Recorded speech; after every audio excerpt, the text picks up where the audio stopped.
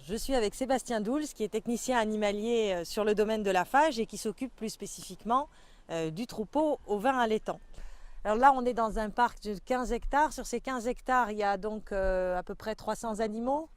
Alors, quelles sont les caractéristiques de ces mères et de ces agneaux qui font que qu'on arrive à faire produire finalement des milieux difficiles comme ceux-là, qui ne conviennent plus à la production laitière Alors les caractéristiques de cette brebis, déjà ce qu'il faut savoir, c'est que bon, alors c'est la race romane, cette brebis. C'est une race issue de croisement, donc de croisement avec la Romanov, une race de brebis qui est très prolifique.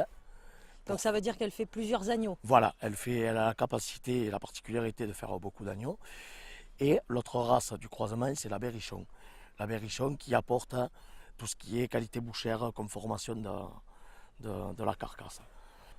Alors, est-ce que cette race romane, c'est ce qu'on appelle une race rustique? Et qu'est-ce que ça veut dire une brebis rustique? Une brebis, oui, ça on peut dire que c'est une race rustique parce qu'elle a quand même des capacités que d'autres brebis n'ont pas, que d'autres races n'ont pas. Ben, tout simplement vivre dehors toute l'année. Parce qu'il faut savoir que sur le col du Larzac, aujourd'hui il fait beau, mais au mois de février c'est bien plus froid, avec la neige, le vent, le verglas. Et par leur capacité physique, notamment avec la toison qu'elles ont. La toison, c'est la laine? C'est la laine, avec la laine qu'elles ont, ça leur permet de vivre dehors toute l'année. Du moins difficilement que certaines autres races. Des lacones ne pourraient pas. Voilà.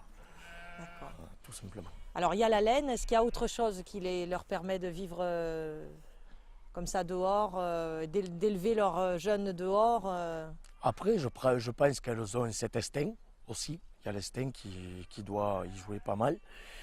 Et puis tout simplement, eh bien, l'apprentissage aussi, je pense. L'apprentissage de la vie en extérieur. Et du coup, ça se transmet un petit peu d'une génération à l'autre? Est-ce que ça se transmet génétiquement? Je ne sais pas, je pense pas, mais par apprentissage, oui, je pense, parce qu'on peut remarquer que quand les brebis mangent sur le cos, les agneaux suivant la mère apprennent eux aussi à manger les ressources qu'ils trouvent sur ce terrain, quoi. Le paysage qu'on voit aujourd'hui, qui reste encore assez vert, il change en fonction des saisons.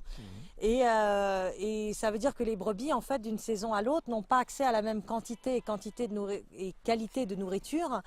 Et du coup, comment elles se débrouillent alors justement pour tamponner ces variations de disponibilité En ce moment, nous sommes au printemps, début été, donc les périodes où forcément la quantité d'herbe et la qualité, la quantité est abondante. L'herbe qu'il y a en quantité et de qualité. En automne, ça va, après en automne, elles n'ont plus les agneaux, donc même s'il y a un petit peu moins d'herbe, il en reste quand même assez pour leur apport nutritif. Par contre, il est vrai qu'en hiver, notamment quand il y a de la neige, et en plus, sachant qu'à partir du mois de novembre, ces brebis deviennent gestantes, en hiver, les ressources sont très maigres. et du coup elles maigrissent? Elles maigrissent, et pour pas que non plus elles perdent trop, et sachant qu'elles sont en gestation, on fait un apport d'ensilage. Voilà, alors l'ensilage, c'est un ensilage de luzerne et de régras.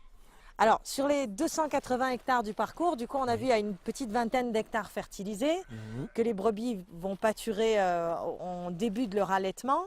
Et puis après, donc, elles vont pâturer les 260 hectares qui restent. Alors, comment ça se passe? Comment vous organisez ça? En fait, tout simplement, il a été décidé qu'il y avait des parcs principalement, quand c'est possible, vu selon la végétation. Et il y a des parcs d'été, il y a des parcs d'automne, et après des parcs qu'on appelle d'arrière-saison. Donc les 260 hectares sont découpés en unités que vous appelez des parcs, là. Oui. Et en fait, les animaux passent sur l'un ou sur l'autre. Et par contre, d'une année sur l'autre, c'est à peu près à la même saison. Voilà, on essaye que ce soit la même saison. Alors des fois, ça varie de quelques jours. Mais Voilà. selon encore la quantité d'herbe, la densité, voilà, tout ça, quoi.